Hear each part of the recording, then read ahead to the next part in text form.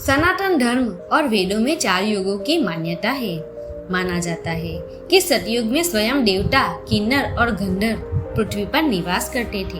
हमारे धर्म ग्रंथों में किन्नरों और गंधर्वों के बारे में विस्तार से बताया गया है। सतयुग के बाद आया त्रेता युग। इस युग में भगवान श्री राम ने जन्म लिया और वह स्वयं श्री हरि विष्णु का अवतार थे।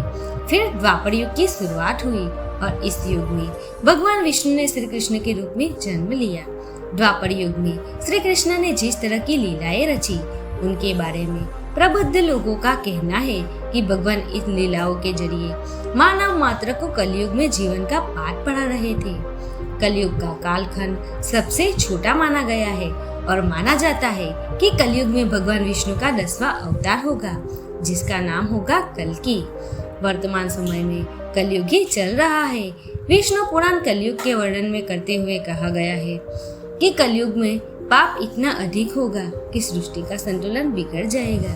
कन्याएं 12 साल में ही गर्भवती होने लगेगी। मनुष्य की आयु औसत 20 वर्ष की हो जाएगी। लोग जीवन भर की कमाई एक घर बनाने में लगा देंगे। इन सब के बावजूद जब पराशर ऋषि से सभी देवताओं ने पूछा कि सभी युगों में कौन सबसे बढ़िया है, तो ऋषि ने वेद व्यास जी के कथनों का जिक्र करते हुए समझाया कि सबसे उत्तम कलयुग है। दोस्तों, इस वीडियो में हम जानेंगे कि व्यास जी ने विष्णु पुराण में क्यों कहा है कि कलयुग सबसे धन्य और उत्तम है। श्री वेद व्यास जी ने वेदों का वाचन किया और भगवान गणपति ने उनके अनुग्रह पर उन वचनों को लिखित रूप में प्रस्तुत किया। श्री वेद व्यास जी को वेद का रचनाकार माना जाता है। वेद व्यास से जुड़ी एक पौराणिक कथाओं के अनुसार वेद व्यास जी ने सभी युगों में कलयुग को श्रेष्ठ युग कहा है। यह चौंकाने वाली बात जरूर है, क्योंकि कलयुग में तो सबसे अधिक पाप और अत्याचार होगा। वेदों में और धार्मिक ग्रंथों में ऐसा कहा गया है।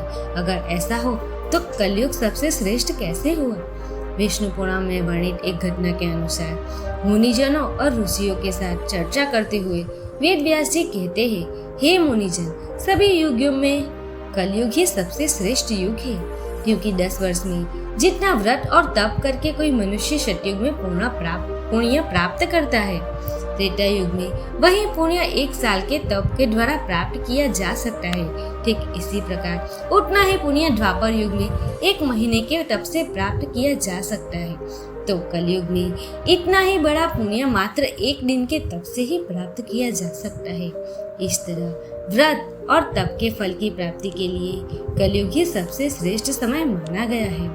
दोस्तों, अगर आपको मेरा वीडियो पसंद आए तो मेरे चैनल को सब्सक्राइब कीजिए, वीडियो को लाइक और शेयर कीजिए। धन्यवाद।